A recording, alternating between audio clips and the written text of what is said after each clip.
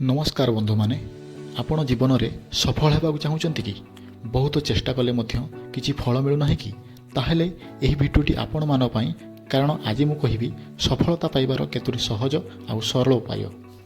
Point 1 goal clear अर्थात लक्ष्य स्पष्ट करंतु। जो लोकंकर लक्ष्य नहीं से माने दिगभ्रम हो जाती।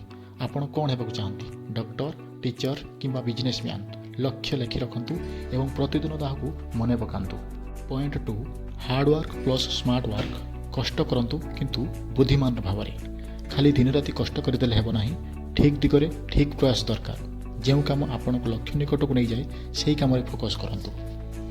Point 3 do not stop learning अर्थात शिखिबा केबे भी बंद करंतु नहीं। सफल लोक माने प्रतिदिन किछि ना किछि नुआ शिखंती। बुक पढ़ंतु, मोटिवेशनल वीडियो देखंतु, यह आपण मानकू आगक बढ़िबारे खूब शिक्षा देबो।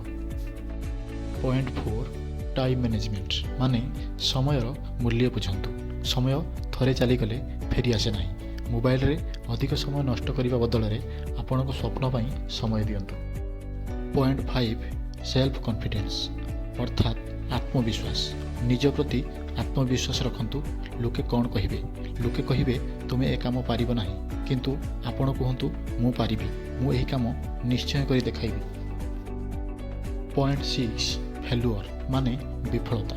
फेलुअर को भय करंतु नाही, असफलता को जमा डरंतु नाही। असफल हेउची सफलतार सीढ़ी भली। भूल हेले शिखंतु, पुणी चेष्टा करंतु, दिने निश्चय सफल हेबे एवं आहरी आगक बढ़िबे।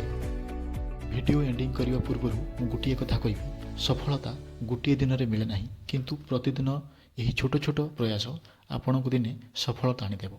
स्वप्न देखंतु, प्रयास करंतु, सफल हुंतु। जदि भिडियोटी भल लगी थाए ताहले सब्सक्राइब करंतु एवं लाइक करंतु।